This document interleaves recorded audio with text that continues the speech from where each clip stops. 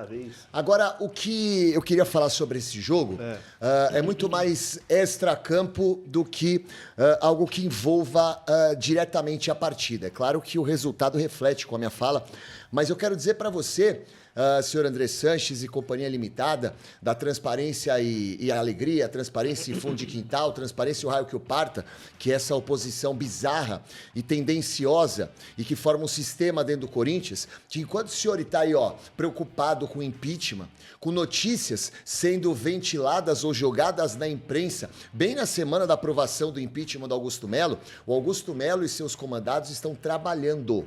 Augusto Melo trabalha para trazer reforços, trabalha para suprir a dívida deixada por você, Andrés, pelo Duílio, pelo Mário Gobi, por todo esse bando de ratazana que hoje compõe a oposição do Corinthians. Ele está tentando suprir essa dívida e o senhor está aí atrapalhando a vida dele. O Ramon Dias, mesmo com esses problemas, está tentando fazer com que os jogadores continuem motivados de entrar em campo, mesmo com salário atrasado, mesmo com contas bloqueadas. Então, Andrés, o que o senhor deveria fazer, junto com a sua oposição, era trabalhar e olhar de forma imparcial o que está acontecendo dentro do Corinthians.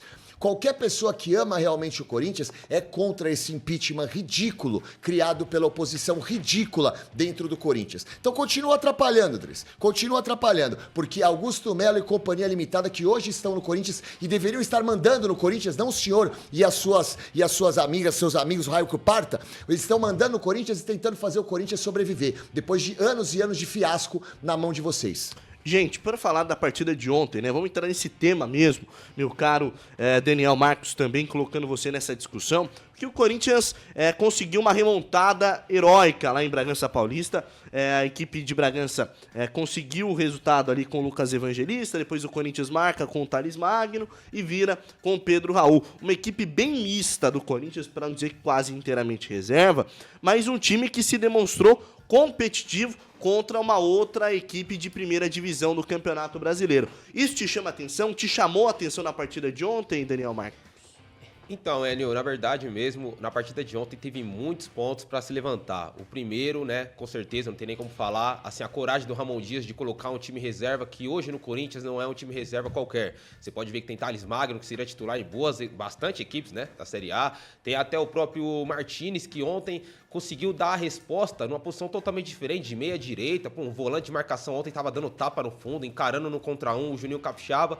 Então você vê que estava realmente assim um outro Corinthians, com uma outra cara. Jogadores precisavam dar resposta, né, para a torcida do Corinthians, como o Pedro Raul, como o Charles, como o Rian, que entrou e deu assistência, também foram bem. E eu queria destacar também, rapaziada, como já me falaram, né, bastante no futebol, como o tal do cruzamento de retorno, ele funciona no futebol. Aquele que o passe vem para trás e o cara já chega cruzando. Foi assim no primeiro gol do Red Bull Bragantino, que o cara encara o Léo Maná ali, toca para trás, o Juninho Capixaba coloca a bola na cabeça, né, do Lucas Evangelista, e também o segundo gol do Corinthians, que se eu não me engano, acho que o Romero deixa a bola pro Rian, o Rian coloca a bola na cabeça do Pedro Raul, e o Pedro Raul, mesmo 9 meses sem marcar, pô, não tem jeito, conhece o caminho do gol, precisa desse voto de confiança. A gente não pode falar com a remontada do jogador, que precisa de uma sequência, né?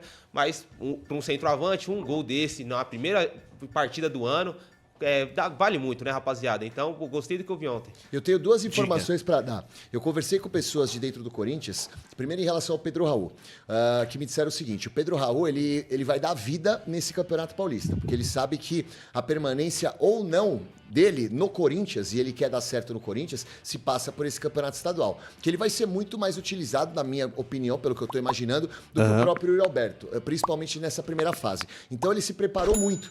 Logo após o Réveillon, ele já começou uma preparação antes dos outros jogadores, preparação essa individual. Depois das férias, ou no início das férias, melhor dizendo, ele também não foi direto para Gandaia, não foi direto para os rolês, não foi direto encontrar a família, ele também passou por uma preparação. E ele fala muito sobre a adaptação do futebol brasileiro, mesmo ele tendo ficado pouco tempo no México, ele disse que sentiu um pouco isso e sentiu também a pressão. E o outro ponto que eu quero ressaltar é sobre o Thales Magno. Também uma pessoa dentro do Corinthians me disse que o Thales Magno começou a temporada dizendo: eu vou brigar brigar pela titularidade. E tem condições de brigar para isso. Tá fino, tá querendo jogar, tá com um bom relacionamento nos bastidores e no vestiário, porque o Thales Magno, eu não sei se você pode falar isso, mas eu também tive uma informação quando ele chegou, Dani, que ele não estava muito bem ambientado. Que no primeiro momento existia, tipo, não digo que uma rixa, mas ele não chegou se entrosando tanto com o elenco do Corinthians. Aí depois, com a chegada do Hugo, enfim, o Hugo Souza, ele começou a fazer mais amizade com o Hugo, começou a ganhar mais espaço também com o Pedro Raul, e aí ele começou a se sentir mais em casa, mas no primeiro momento ele estava meio acuado. Isso procede? Com certeza, Aí, até porque o Mateuzinho, quando chega no Corinthians também, tem aquele problema que ele chegou meio que sem contrato, depois voltou pro Flamengo, acho que depois de uma semana voltou pro Corinthians, então você vê que ali o ano de contratações ali do Augusto Melo, principalmente no primeiro semestre, com o Thales Magno, o Mateuzinho, todos esses jogadores que chegaram na primeira janela, até o próprio Pedro Raul, você vê que foi assim, a chegada, o pessoal ficou meio distante, porque o clube tava muito, um turbilhão de emoções, né? Sim, é isso. E assim, dentro desse cenário, eu quero passar também a bola pro Matheus Ribeiro. O quão importante é pro próprio Pedro Raul, tudo bem, agora é o mês-chave, pode ser o início do ano, que possa caminhar e definir realmente do que vai ser a temporada pro Pedro Raul dentro ou fora do Corinthians, talvez. Mas o quão importante é começar o ano fazendo gols depois de 9 meses numa seca, recebendo quase uma oportunidade única dentro dos últimos tempos do Corinthians, para a confiança do atleta também, Matheus. Eu considero vital esse gol para o Pedro Raul, porque o centroavante vive de fazer gols, né? E ele teve algumas chances ano passado, mas não aproveitou. E fazer um gol, com a importância desse gol de ontem, por ser o primeiro jogo, por estar um clima complicado ali no jogo, fazer o gol da vitória, o gol da virada, vai dar muita confiança para ele. Resta ver se ele vai conseguir manter a sequência, fazer mais gols.